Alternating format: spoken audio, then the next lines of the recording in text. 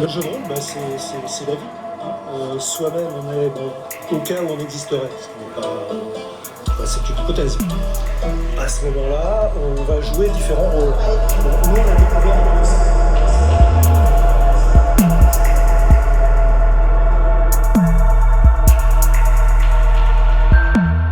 Le but du jeu, c'est quand même la convivialité, c'est de prendre le temps, voilà, c'est les vacances. Moi, il y a les jeux de rôle, les jeux de plateau, les wargames, les jeux de cartes à collectionner ou jeux de cartes et les jeux de figurines, voilà. Mais après, sinon, on a le village des jeux de société, effectivement, les espaces plutôt enfants, jeux de construction, motricité, etc. Les villages des jeux en bois, jeux traditionnels, les jeux médiévaux. On a la place du château, jeux du cirque par exemple, bon, pas cette année, mais voilà, jeux vidéo, évidemment. Voilà, donc, en fait, je dirais que les trois plus grosses catégories, ce seraient jeux de société, jeux de plateau et tout ça, jeux vidéo et jeux traditionnels. Le sport, il a fallu bien 100 ans pour que ce soit rentré vraiment dans les mœurs, parce que je pense qu'avant 1900, quand par exemple Henri Desgranges se baladait en short sur son vélo, on se moquait de lui en fait. Mais le sport, ça fait 100 ans. Le jeu, ça a vraiment démarré peut-être dans les années 70 avec Donjons & Dragons. Et dans les années 70, c'était peut-être que 50 jeux qui sortaient à l'année. Voilà. En 86, c'était 8 jours et c'était 25 000 visiteurs sur 8 jours. Voilà. Il y avait le palais des congrès, il y avait la place du drapeau, je crois qu'il n'y avait pas encore la place de la mairie. Voilà, il y avait déjà des exposants. En 87, quand j'ai découvert le flip, par exemple, j'ai rencontré des personnes du magazine de jeux Dragon Radio. C'était pas aussi grand que maintenant, donc il n'y avait pas encore la place de la mairie. La place de la mairie a été occupée pour la première fois, d'après ce que je crois savoir, en 88 et en 89, mais par les jeux Interville pendant le flip. Donc il y avait Léon Zitrone qui était là, Guy Lux était ailleurs, et on est intervenu après. Sur le flip en 93 avec Paris Fédération, donc il y avait du jeu de rôle, du jeu de plateau, 3 jeux de rôle grandeur nature, 1 par week-end. Pour donner une idée, en 2000 il y avait 50 partenaires, là il y en a 350, dont 150 éditeurs. Et donc du coup c'est toute la place du drapeau qui est envahie depuis quelques années, et cette année encore plus par beaucoup plus de chapiteaux qu'en 2019.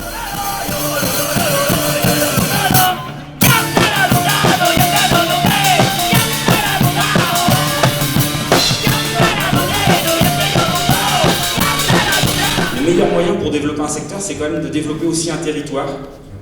Dans l'histoire, la Silicon Valley ou le plus ancien, le secteur du textile, se sont toujours développés par territoire pour avoir une énergie complète. Et nous pensons que sur le ludique, il va falloir aussi développer cette énergie sur un territoire et que ce territoire, eh bien, ça sera ici avec cet axe Parthenay-Poitiers.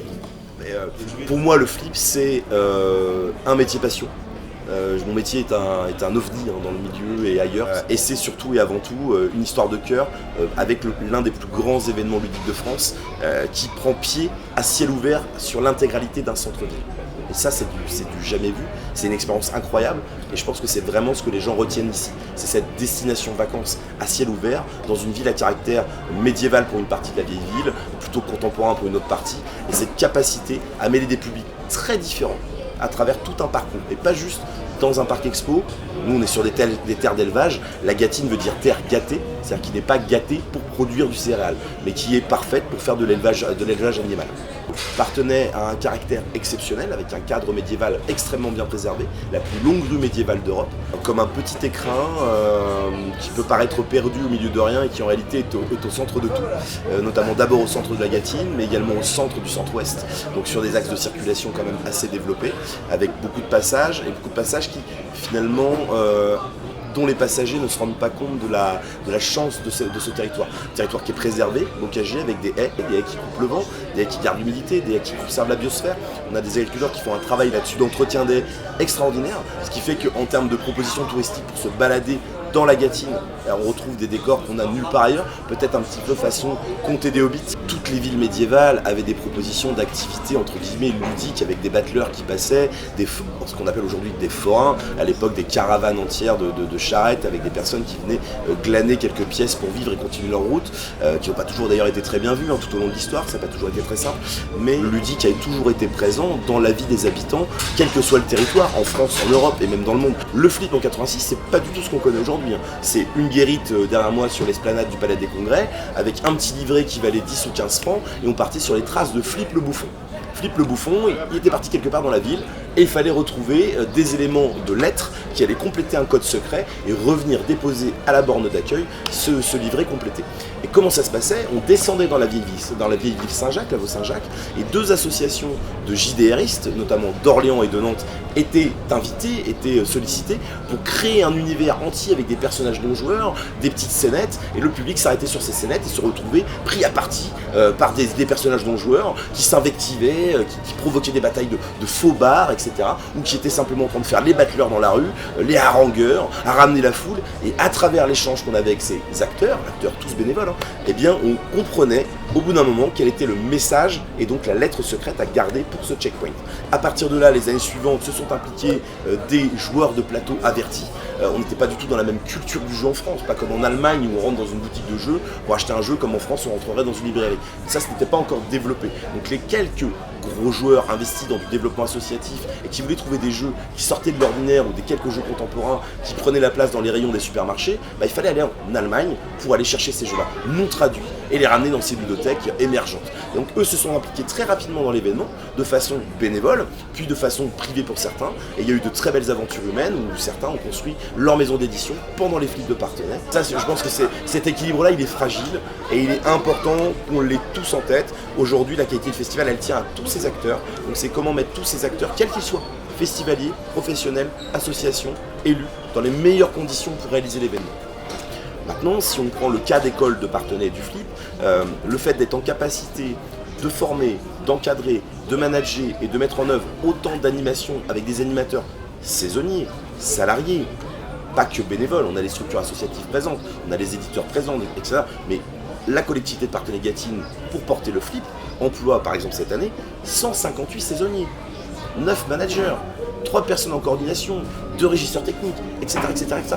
Donc toutes ces personnes-là, effectivement, sur plusieurs générations, elles se sont forgées et elles ont apporté un savoir-faire, un savoir-être et une formation qui va avec. On accompagne nos saisonniers avec une vraie formation. Et ça nous est reconnu.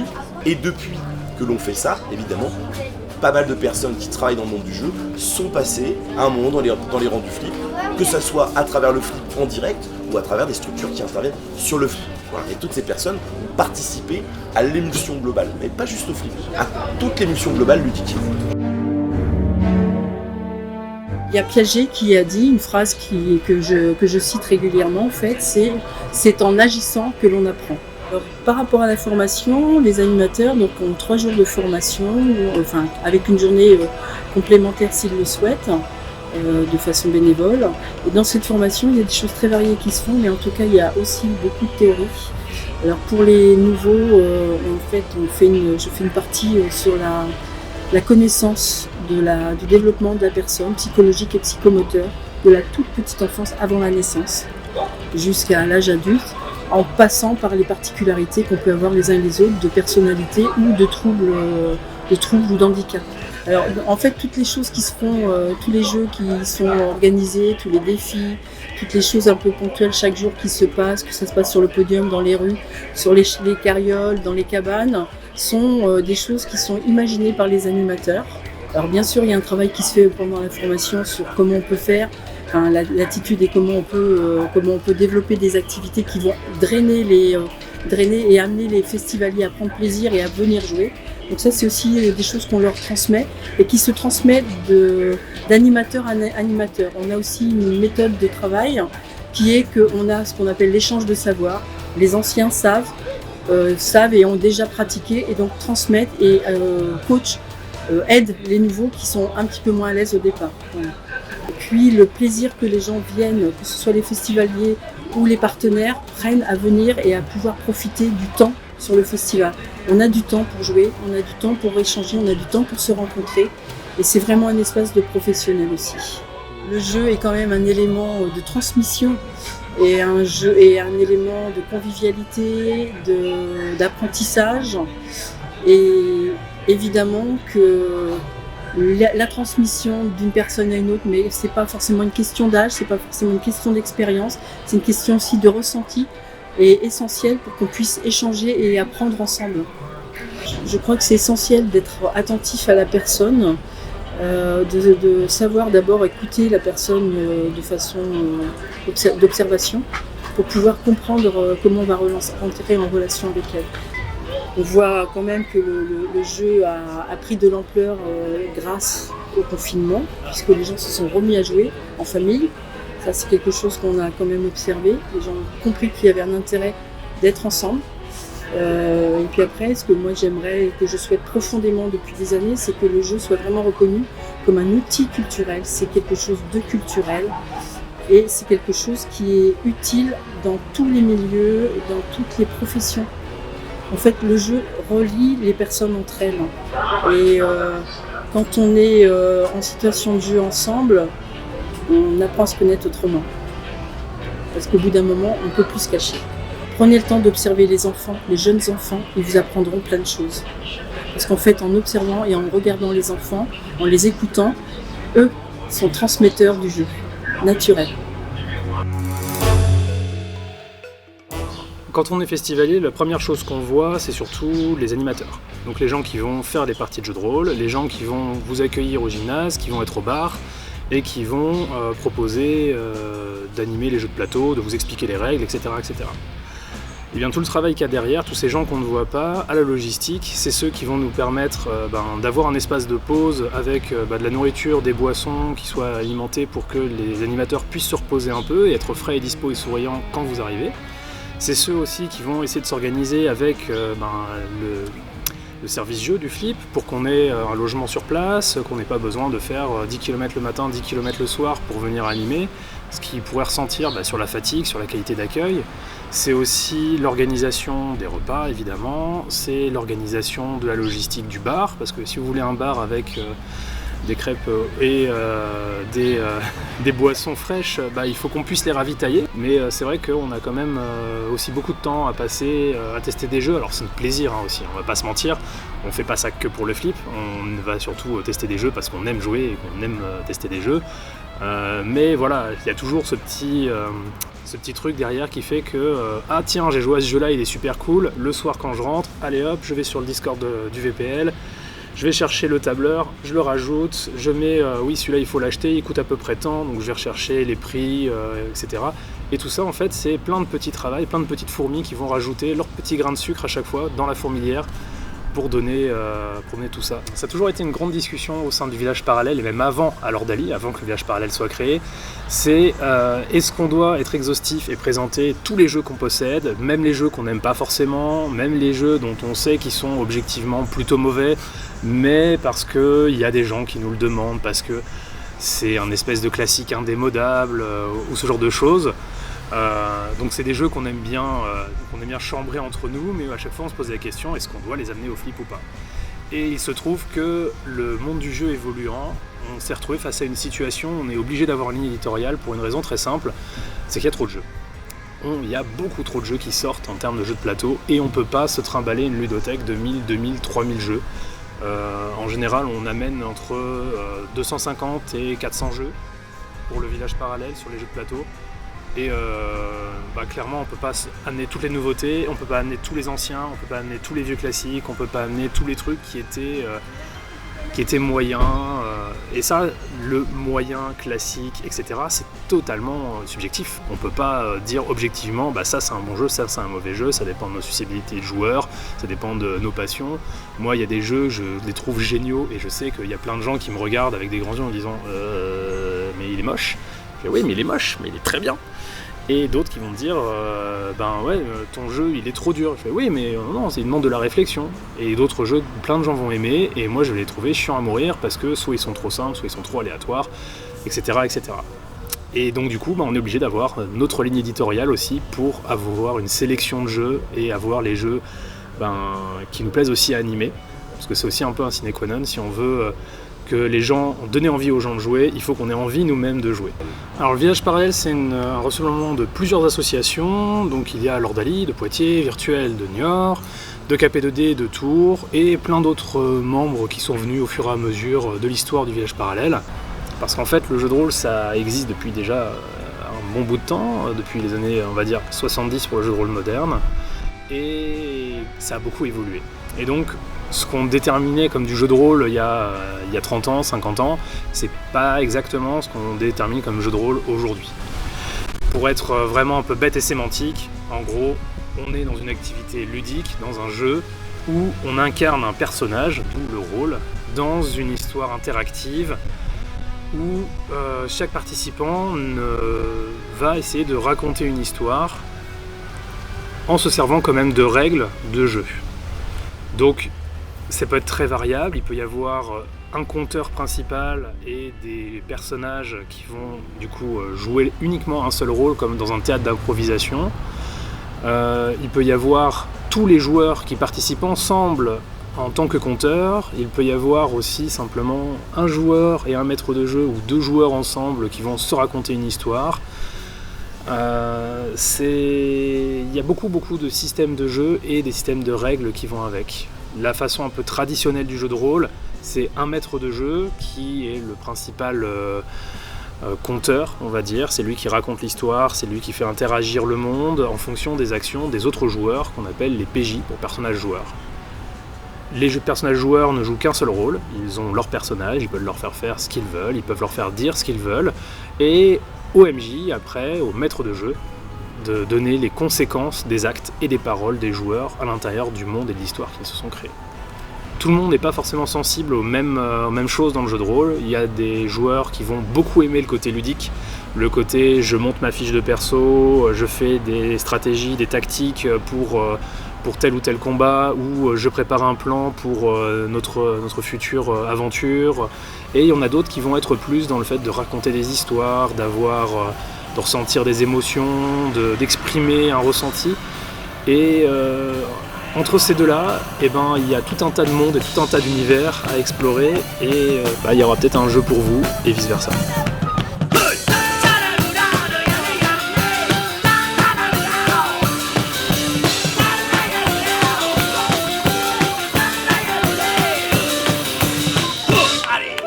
Alors j'ai découvert le jeu de rôle quand j'avais 7 ans. Une tante qui savait pas ce qu'elle achetait pour le Noël des neveux et nièces a trouvé cette jolie boîte rouge de Donjons et Dragons première édition avec le guerrier et le dragon rouge. Elle s'est dit ça va plaire aux enfants, et alors du coup elle a ramené ça et c'est moi qui l'ai récupéré. Voilà, donc à partir de là c'était foutu quoi. J'ai écrit, j'ai noirci des pages et des pages et des pages de scénarios, j'ai rempli des classeurs énormes, j'ai créé je sais pas combien de décors de campagne, et aujourd'hui j'en ai fait quasiment mon métier. Je suis dessinateur, scénariste de bande dessinée, je travaille sur l'univers du donjon de Nalbuck depuis à peu près 2008. Je suis aussi impliqué dans plusieurs projets, notamment le jeu de rôle, les livres dont vous êtes le héros et les tours AD qui sont à côté. En fait, un mélange entre Donjons et Dragons et Gottlieb. Voilà, c'est de l'humour absurde et donc le médiéval fantastique tel qu'on le connaît depuis notre petite enfance, avec les traditionnels orques moches et brutaux, les gobelins, les ogres. Le médiéval était imprimé de créatures fantastiques, les basiliques, les griffons, les salamandres. En fait, le médiéval fantastique, c'est simplement que ces monstres-là ne sont plus juste des symboles d'héraldique, mais des créatures qui évoluent dans l'univers. Et c'est un univers souvent où le trésor a une part importante, où le fait de le trouver et de le mettre en valeur et de l'utiliser, ça engouffre une grande partie du temps du joueur. On est dans le délire, une espèce de forme de toute puissance et de quête du pouvoir, de la richesse, mais en même temps, moi ce que j'aime bien rajouter dedans, c'est l'élément ouais mais. Alors, le donjon modulable, le but, ça va être de servir de support visuel pour le maître de jeu, pour qu'il puisse, par exemple, lors d'une rencontre en particulier, monter une salle, comme ça, s'il a besoin, pouvoir monter une salle pour pouvoir dire aux joueurs, bah, toi t'es là, toi t'es là, toi t'es là, voilà. Montrer à l'endroit où il y a une table, par exemple, qui va bloquer la progression des joueurs s'ils veulent attaquer de front. Pouvoir monter des tactiques aussi, rendre les combats plus visuels et plus faciles. Avec en fait la partie supérieure et la partie inférieure permettent de bien bloquer les trucs ensemble et qui permettent en fait aussi de pouvoir faire coulisser, de pouvoir placer les colonnes où on veut pour pouvoir varier les formes du donjon. C'est pas juste au bord des murs, vous pouvez le faire coulisser comme ça c'est assez génial. Ça permet de vraiment faire ce qu'on veut avec. Voilà, pendant le confinement où j'avais les enfants à demeure, je leur ai fabriqué le premier prototype du donjon modulable pour qu'on puisse faire des quêtes ensemble. Il y a plein de jeunes concepteurs de jeux qui présentent des modèles, qui présentent des prototypes et qui du coup sont là pour essayer de faire exister leur passion et de concrétiser, de passer d'un prototype à une étape finale. Ça il y a une vitalité qui est extraordinairement motivante. Alors un prototype, c'est ça par exemple, c'est une espèce de boîte avec des collages, etc. Et donc l'idée du prototype, du premier prototype en tout cas, ça va être de faire les premiers tests, voir comment ça fonctionne auprès du public, voir s'il y a des ajustements à faire. On va pas investir directement dans une version super bien fichue, super propre avec un illustrateur, etc. Puisqu'il y a souvent des choses à faire évoluer sur une maquette, sur un prototype. L'idée de ce journal, c'est de raconter l'histoire de la création du jeu et même de l'idée de Singing in the Game, donc mon premier prototype, jusqu'à sa création et son édition, et même tout ce qui s'est passé après, c'est-à-dire les festivals et tout ce qui s'est passé avant, bien sûr, les recherches d'éditeurs, de fabricants, de comptables, enfin tout ce qui, le financement participatif, c'est-à-dire toutes les étapes dans lesquelles on va passer avant d'arriver à l'édition d'un jeu, quoi. Histoire d'aider les auteurs en devenir justement et qu'ils sachent à peu près à quoi s'attendre, même si bien sûr on n'a pas tous le même parcours et voilà. Alors je fais ça depuis 4 ans environ, depuis que j'ai eu l'idée d'un jeu de société encyclopédique sur la chanson, un genre de jeu d'ambiance où on pourrait chanter, redécouvrir tous les titres de tous les artistes du répertoire. Et c'est ça qui m'a mis le pied à l'étrier, comme j'ai pas pu l'acheter et que ça n'existait pas. J'étais assez déçu, disons, et donc je me suis mis à le faire. Pour moi, le jeu, c'est 1001 découvertes, si tu veux. C'est comme regarder un film. Quand tu as joué à un jeu, c'est super, c'est une nouvelle découverte, mais il y en a des millions à découvrir et qui vont t'apporter chacun des choses différentes. Donc pour moi, le jeu, c'est ça. Après, c'est le partage, bien sûr. C'est tellement de choses. Voilà, c'est des bons moments, quoi. J'ai découvert les boîtes à chansons au Québec et je m'étais dit, appartenir à une boîte à chansons, c'était pas mal. D'où je me suis pris par la main en disant comme ça n'existe pas, je vais le faire. Donc le Coupe-Gorge, aujourd'hui, c'est un pub qui fait sa propre bière. Donc on a une microbrasserie. Et puis toute l'année, tous les vendredis soirs, il y a des concerts. Et tous les autres soirs, excepté le lundi où on est fermé, tous les autres soirs, c'est scène ouverte aux musiciens. C'est rare les soirées où ça joue pas de musique. Et ça, c'est vraiment unique dans la région et c'est vraiment la spécificité du bar. Le flip, c'est une aubaine aussi pour tous les commerçants de la ville. Et je pense que sans le flip, qui ramène quand même beaucoup de monde, sans le flip, beaucoup de commerçants auraient peut-être des difficultés économiques et c'est vital pour le centre-ville, pour la ville de Partenay. Alors le casino, j'ai la nostalgie de ce qui se passait dans les premières éditions où c'était vraiment le tripot avec toute l'ambiance tripot, donc sombre, avec des entraîneuses qui étaient là, qui faisaient de la figuration. Et on y retrouvait tous les jeux bien sûr de casino, mais également tous les jeux prohibés. Et alors, c'était bien sûr de l'argent fictif qui circulait. Et en fin de soirée, après, il y avait, pour ceux qui avaient gagné de l'argent, une vente aux enchères de cadeaux, mais les cadeaux, on ne savait pas ce qu'il y avait dedans. Aussi, on pouvait acheter très cher un cadeau qui était vide, comme se retrouver avec un paquet de nouilles dans un cadeau, ou bien sûr des jeux qui étaient offerts par des distributeurs. Les ludothèques en France, ça remonte il y a 50 ans. L'association des ludothèques françaises date d'il y a 40 ans. On est un peu ancien sur la question. Et nous, quand on parle du jeu, on ne pense pas que jeu de société, on pense à tous les formes d'activités ludiques qui existent. Si on est trop tout le temps derrière les enfants à leur dire faut faire ceci, il faut faire cela, joue à ceci, entre guillemets, ça va être bon pour toi, etc. On a des enfants qui sont complètement saturés et qui font l'équivalent de burn-out pour les adultes. Il y avait l'idée que pour l'enfant, le jeu était indispensable à son développement. Et que donc, pour que tous les enfants puissent avoir accès au jeu, il fallait qu'il y ait des structures très accessibles, donc gratuites ou pour des sommes modiques, qui permettent d'avoir accès au jeu. On arrivait à compter les ludothèques parce que c'était assez clair ce que c'était une ludothèque. Aujourd'hui, l'appellation ludothèque, on la voit fleurir un peu partout et pour désigner des réalités très différentes, très hétérogènes. Il y a des questions de conservation des cultures ludiques qui se posent, alors à la fois sur les anciens jeux, pour garder une trace, puis des fois sur des cultures ludiques qui peuvent être immatérielles, structurelles. On a à la fois un ancrage social, parce que effectivement c'est cette idée d'accessibilité, le jeu pour tous, y compris pour les publics les plus éloignés, on va dire, de l'accès au jeu et l'accès aussi à notre culture ludique. Donc voilà, on est sur ces trois dimensions-là, culturelle, sociale, éducative. Donc autant dire qu'on est sur beaucoup de fronts à la fois et que c'est pas toujours évident à porter. Les Whoopies, est-ce que vous aimez bien faire des jeux? Oui, on adore ça. Quand même, on est au flip, je te signale. Bah ouais, quoi.